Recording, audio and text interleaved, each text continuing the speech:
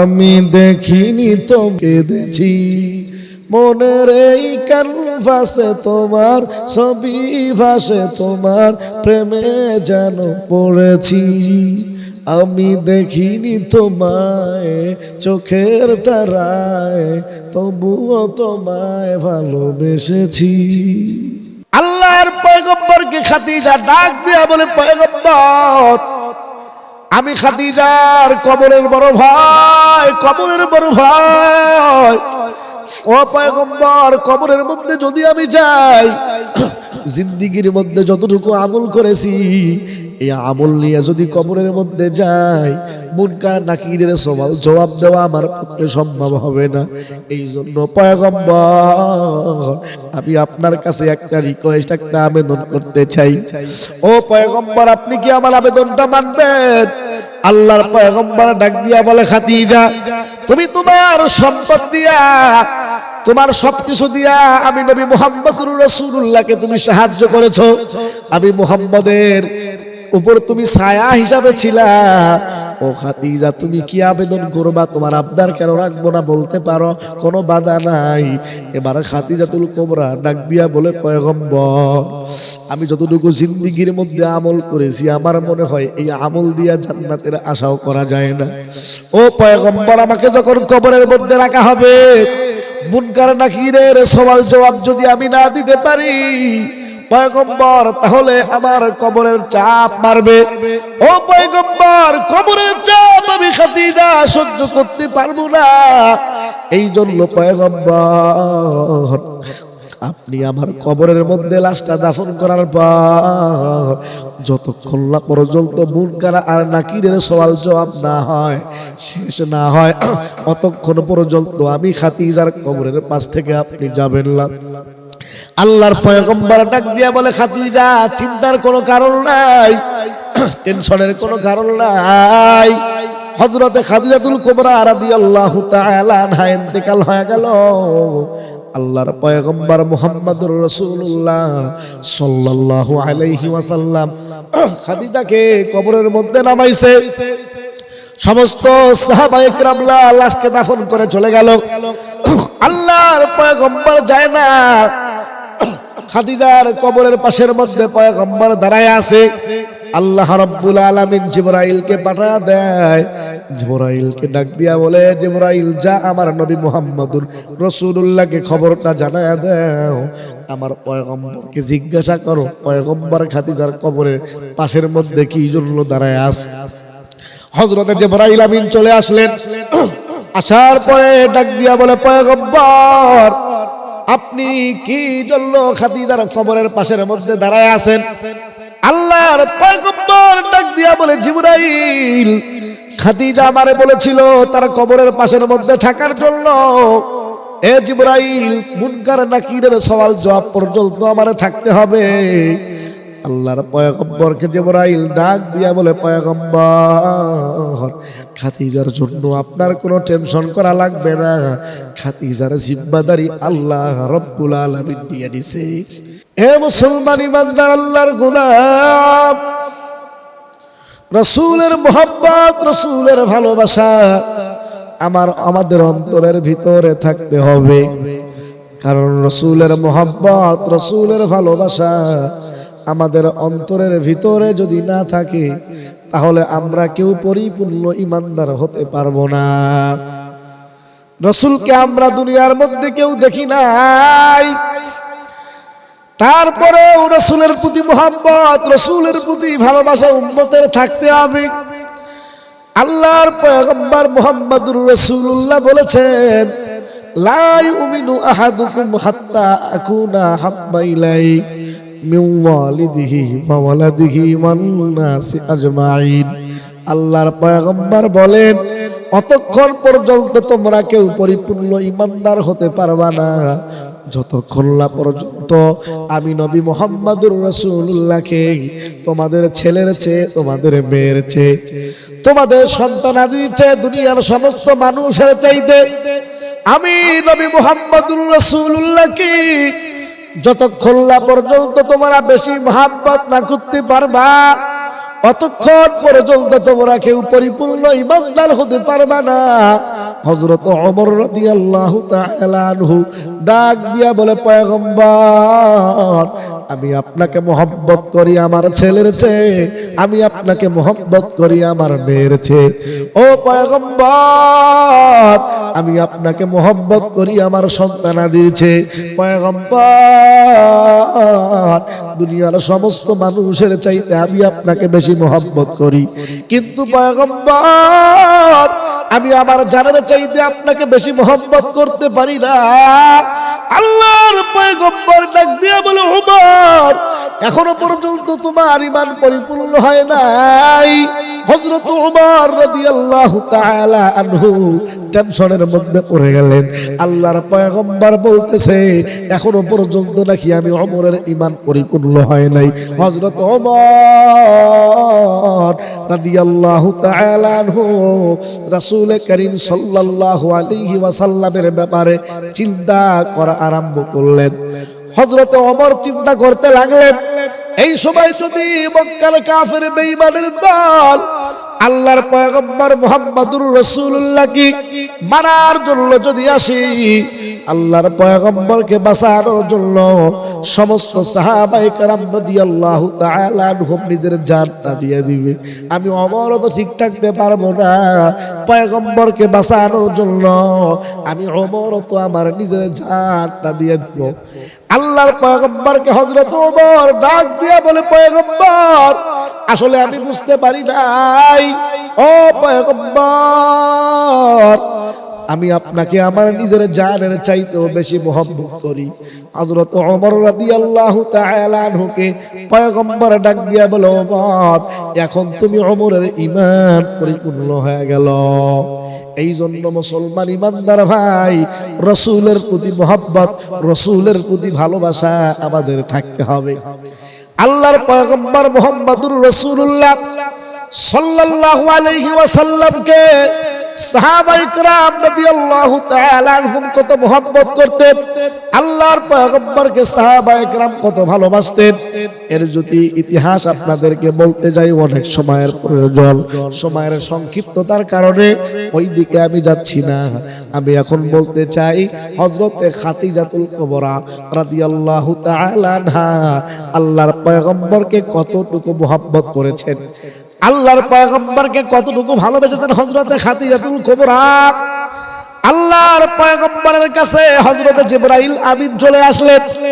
হযরতে জিবরাইল আমিন যখন চলে আসলেন, হযরতে জিবরাইলের চেহারা দেখার পর আল্লাহর পয়গম্বর ভয়ে কাঁপতেছিলেন। হযরতে পয়গম্বর খাদিজার দরবারের মধ্যে, বাড়ির মধ্যে চলে আসলেন। আসার পরে ডাক দিয়া বলে, খাদিজা, জাম্মিলুনি জাম্মিলুনি, ও খাদিজা, আমারে কম্বল দিয়ে জড়ায়া ধরো, কারণ আমি ভয় পেয়েছি। এমন একজন ব্যক্তিকে আমি দেখেছি যার মাথাটা হলো জমিনে, পাটা হলো জমিনে, মাথাটা হলো আসমানে। এত বড় একজন ব্যক্তিকে আমি দেখলাম, যাকে দেখে আমি ভয় পেয়েছি। খাদিজা অনেক ভয় পেয়েছি।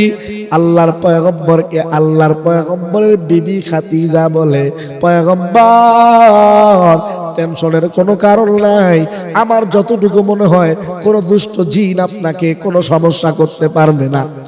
ও পয়গম্বর, আমার ভাই ওয়ারাকা ইবনে নওফালের কাছে আমি আপনাকে নিয়ে যাব।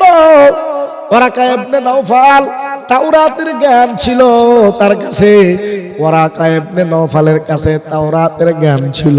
ওয়ারাকা ইবনে নওফালের কাছে পয়গম্বরকে যখন নিয়ে যাওয়া হয়, ওয়ারাকা ইবনে নওফাল ডাক দিয়া বলে, মুহাম্মদ, আমি যতটুকু বুঝতে পেরেছি, এ কোনো শয়তান না, এ হলো সেই ব্যক্তি।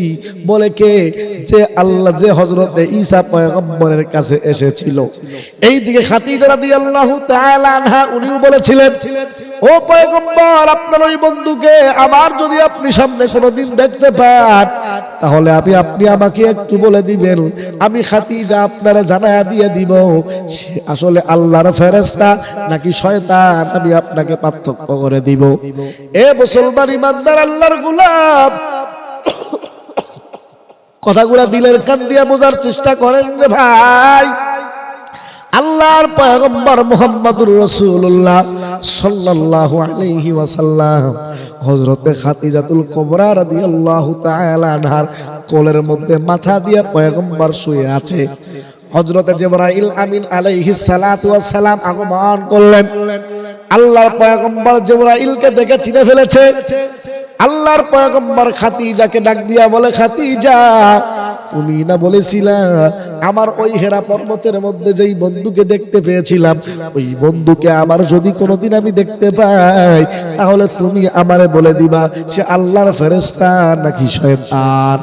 ও খাদিজা, আমি দেখতে পাইতেছি ওই হেরা পর্বতের বন্ধু ঘরের মধ্যে চলে আসতে, তুমি না আমারে পরীক্ষা করে দিবা। হযরত খাদিজাতুল কুবরা রাদিয়াল্লাহু তাআলা আনহা সঙ্গে সঙ্গে মাথা থেকে কাপড়টা তিনি ফেলা দিয়ে দিলেন। এবার পয়গম্বরকে ডাক দিয়া বলে, পয়গম্বর, এবার আপনি দেখেন তো আপনার সেই বন্ধুকে আপনি দেখতে পান কিনা।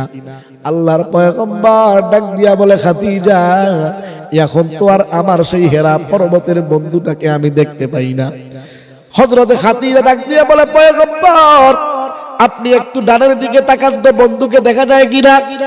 আল্লাহর পয়গম্বর ডানের দিকে তাকায়, সেই বন্ধুকে দেখা যায় না। খাদিজা ডাক দিয়া বলে, পয়গম্বর একটু বামের দিকে তাকান। আল্লাহর পয়গম্বর বামের দিকে তাকায়, কিন্তু তো আর দেখা যায় না। খাদিজা ডাক দিয়া বলে, পয়গম্বর উপরের দিকে তাকান। খাদিজা উপরের দিকে তাকায়, হেরা পর্বতের সেই বন্ধুকে তো আর দেখা যায় না। পয়গম্বরকে বলে, পয়গম্বর নিচের দিকে তাকান। পয়গম্বর নিচের দিকে তাকায়, কিন্তু বন্ধুকে আর দেখা যায় না। খাদিজাতুল কুবরা ডাক দিয়া বলে, পয়গম্বর, আপনি নিশ্চিত থাকেন যাকে আপনি দেখেছেন আল্লাহর ফেরেশতা, শয়তান হবার কোনো সম্ভাবনা নাই। জোরে বলি সুবহানাল্লাহ। আল্লাহর পয়গম্বর হযরতে খাদিজাতুল কুবরাকে ডাক দিয়া বলে, ও খাদিজা, তুমি কেমনে জানলা এটা আল্লাহর ফেরেশতা, শয়তান হবার কোনো সম্ভাবনা নেই? হযরতে খাদিজা ডাক দিয়া বলে, পয়গম্বর, আপনি যখন বলেছিলেন আপনার সেই বন্ধু ঘরের মধ্যে চলে আসছে, সঙ্গে সঙ্গে আমি আমার মাথা থেকে কাপড়টা ফেলাইয়া দিয়েছিলাম। ও পয়গম্বর, যদি সে শয়তান হইতো তাহলে ঘর থেকে সে চলে যাইতো না। আমার মাথা থেকে কাপড় ফেলা দিয়েছি, শরমে লজ্জায় সঙ্গে সঙ্গে ঘর থেকে বের হয়ে গেছে। আল্লাহর ফেরেশতা ছাড়া এটা কখনোই সম্ভব হবে না। এই হলো হযরতে খাদিজা। দেখেন পয়গম্বরকে কত মহব্বত করতেন, কত ভালোবাসতেন।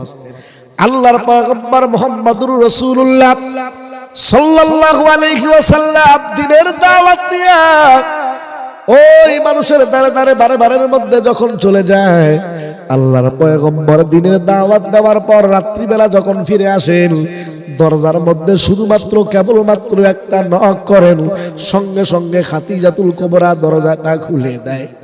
আল্লাহর পয়গম্বর একদিন জিজ্ঞাসা করে, খাদিজা, আপনি কি ঘুমান না? খাদিজাতুল কুবরা রাদিয়াল্লাহু তাআলা আনহা ডাক দিয়া বলে, পয়গম্বর, আপনি সারা দিন মাঠে ঘাটে মানুষের দ্বারে দ্বারে বারে বারে গিয়ে দিনের দাওয়াত দেন। আপনি যদি দাওয়াত দেওয়ার পর আসার পর যদি আমি খাদিজার ঘরের মধ্যে দরজার সামনের মধ্যে দাঁড়াইয়া আপনি যদি খাদিজা খাদিজা বলে আওয়াজ দেন, আর যদি আমি খাদিজা ঘুমাইয়া থাকি, আল্লাহর দরবারে আমি খাদিজা কি জবাব দিয়া দিব? আল্লাহ পাক রব্বুল আলামিন যদি আমি খাদিজারে জিজ্ঞাসা করে, এ খাদিজা, আমার বন্ধু মুহাম্মদ সারাদিন দিনের দাওয়াত নিয়ে চলে গেল, আর তোমার বাড়ির মধ্যে তোমার ঘরের মধ্যে এসে তোমার ডাকে আর তুমি ঘুমাও, ও পয়গম্বর, আল্লাহ যদি আমার জিজ্ঞাসা করে আমি আল্লাহকে কি জবাব দিয়ে দিব? এ মুসলমান ইমানদার ভাই, খাদিজা কত পয়গম্বরকে মোহাব্বত করতেন, শ্রদ্ধা করতেন। হযরতে খাদিজাতুল কুবরা রাদিয়াল্লাহু তাআলা আনহা মহিলা মানুষ, পয়গম্বর যখন ওই হীরা গুহার মধ্যে ধ্যানে মগ্ন থাকতেন, সকালবেলা বিকালবেলা দুই বেলা পয়গম্বরের জন্য নাস্তা নিয়ে হাজির। হযরতে খাদিজাতুল কুবরা পয়গম্বরকে এত মহব্বত করতেন, পাহাড়ের মধ্যে ওঠার কোনো সিঁড়ি নাই, এখন তো সিঁড়ি আছে, ওই সময় সিঁড়িও ছিল না। মহিলা মানুষ অত্যন্ত কষ্ট করে করে পয়গম্বরের কাছে নাস্তা নিয়ে হাজির হয়ে গিয়েছে। এই হযরত খাদিজাতুল কুবরা রাদিয়াল্লাহু তাআলা আনহা যখন আমার নবী মুহাম্মদুর রাসূলুল্লাহকে বিবাহ করবেন, বিবাহ যখন করেই ফেললেন, মক্কার আবু জেহেল, উতবা, সাইবা, ওয়ালিদ ইবনে মুগীরা, মক্কার বড় বড় নেতৃস্থানীয় লোকেরা হযরতে খাদিজাতুল কুবরা রাদিয়াল্লাহু তাআলা আনহার কাছে চলে আসলেন। আসার পরে ডাক দিয়া বলে, খাদিজা, আমরা যতটুকু জানি তুমি আরবের মধ্যে একজন ধনাঢ্য মহিলা, বুদ্ধিমতী মহিলা, কিন্তু তুমি এমন একটা কাজ করলা যেই কাজের মাধ্যমে প্রমাণ করে দিলা তুমি হলা সবচাইতে বড় বোকা। বলে কি জন্য আমি বড় বোকা? বলে মক্কার মধ্যে কত সম্পদশীল ছেলে ছিল, কত সম্পদশীল লোক ছিল। ও খাদিজা, তুমি যেমনি সম্পদ ছিলা, মক্কার মধ্যে সম্ভ্রান্ত ফ্যামিলির কোনো অভাব নাই, টাকা পয়সাওয়ালা লোকের কোনো অভাব নাই, কিন্তু খাদিজা তুমি টাকা পয়সাওয়ালা কোনো লোকের কাছে না গিয়া মুহাম্মদের মতো একটা ইতিম ছেলের সঙ্গে তুমি বিবাহ বন্ধনে আবদ্ধ হয়ে গেলা। এত বড় বোকা, তোমার মতো বোকা তো মক্কার মধ্যে আর কেউ নাই। হযরতে খাদিজা ডাক দিয়া বলে, আবু জেহেল, ও মক্কার লিডারেরা, তোমাদের প্রশ্নের আমি জবাব দিব, তার আগে তোমরা আমার একটা প্রশ্নের জবাব, 4টা প্রশ্নের জবাব দাও। আবু জেহেল ডাক দিয়া বলে, খাদিজা, করো, তোমার কি প্রশ্ন? এবার খাদিজাতুল কুবরা রাদিয়াল্লাহু তাআলা আনহা আবু জেহেলকে ডাক দিয়া বলে, আবু জেহেল, আমি তোমাদের কাছে সর্বপ্রথম প্রশ্ন করতে চাই, বলো, মক্কার মধ্যে তোমরা অনেক যুবক দেখেছো, মক্কার বাহিরেও তো অনেক যুবক দেখেছো, বলো দেখি সবচাইতে মক্কার মধ্যে সুন্দর যুবক, দেখতে সুশ্রী, অনেক সুন্দর, এমন যুবককে তোমরা কি আমারে বলতে পারবা? আবু জেহেল মিথ্যার কোনো আশ্রয় না নিয়া খাদিজাতুল কুবরাকে ডাক দিয়া বলে, খাদিজা, আমরা যতটুকু জানি মুহাম্মদের মতো সুশ্রী সুন্দর মক্কার মধ্যে আর কেউ নাই। এ নবীর উম্মতের দল আল্লাহ রাব্বুল আলামিন আমার নবী মুহাম্মদুর রাসূলুল্লাহকে এত সুন্দর করে বানাইছে।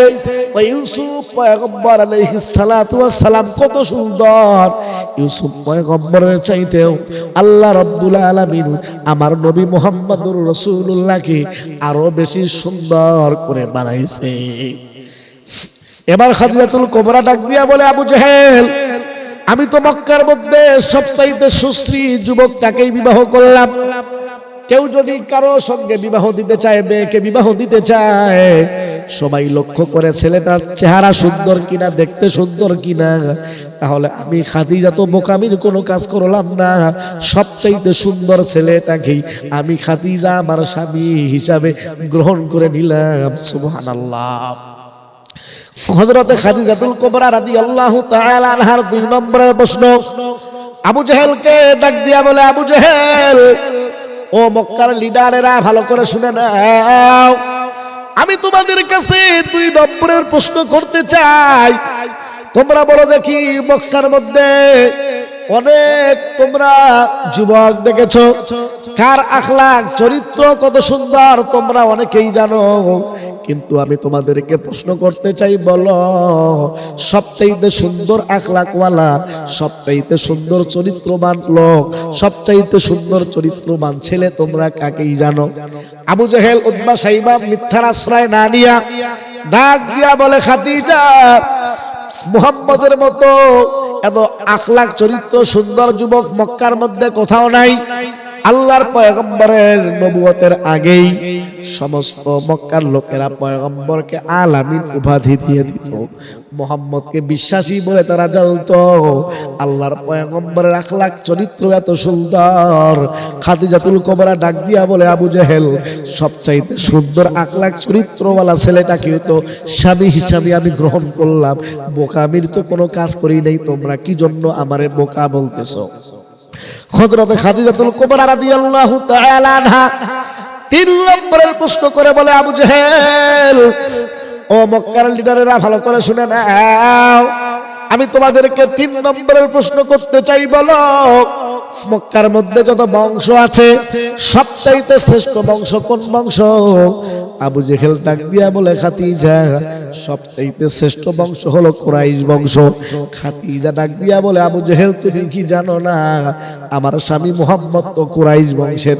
সুতরাং আবু জেহেল আমি মুখামির কি কাজ করলাম?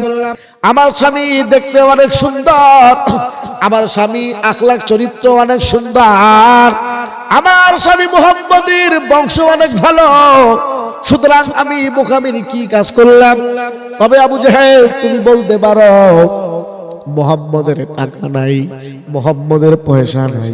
আবু জেহেল মক্কার লিডারেরা ভালো করে শুনে নাও, আমি খাদিজার আল্লাহ রাব্বুল আলামিন ইস্তাবার যত সম্পত্তি দান করেছেন সব সম্পত্তিগুলা আমি আমার স্বামী মুহাম্মদকে দান করে দিলাম। এখন আমার স্বামী মুহাম্মদ তো আর গরিব নাই, মক্কার সম্ভ্রান্ত ব্যক্তিদের মধ্যে আমার স্বামী মুহাম্মদ একজন হয়ে গেল।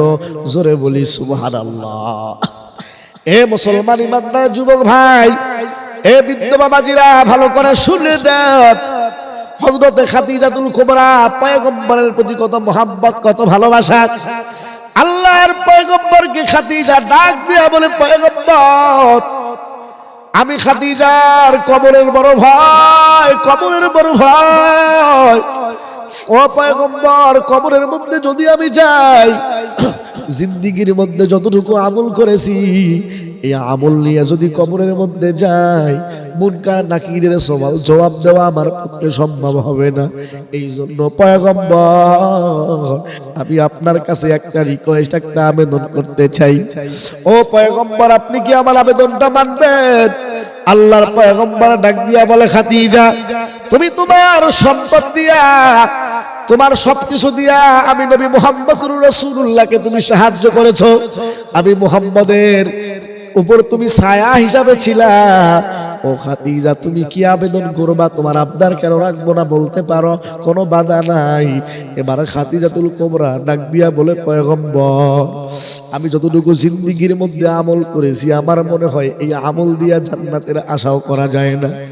ও পয়গম্বর আমাকে যখন কবরের মধ্যে রাখা হবে, মুনকার নাকিরের সওয়াল জবাব যদি আমি না দিতে পারি পয়গম্বর তাহলে আমার কবরের চাপ মারবে।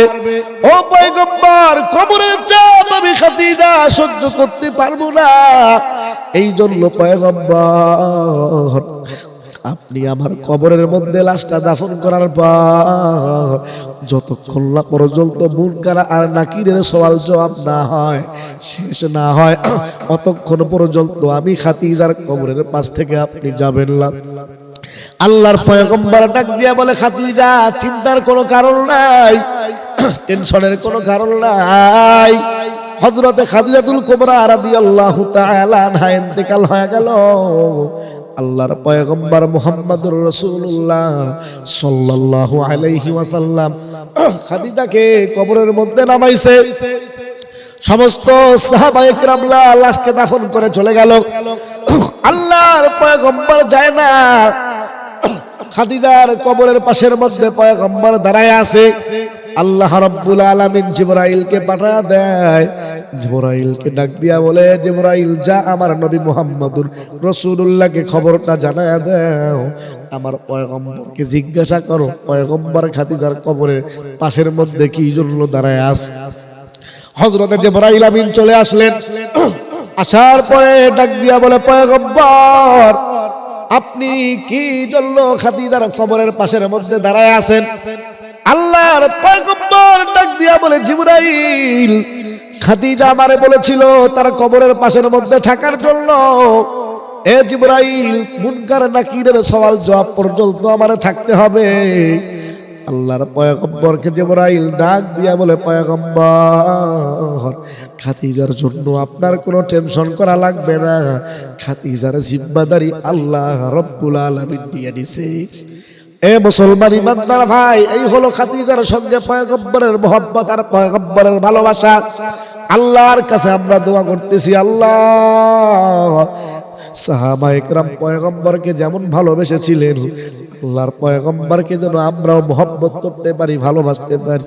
আল্লাহ আমাদেরকে তৌফিক দান করে দেন, আমিন।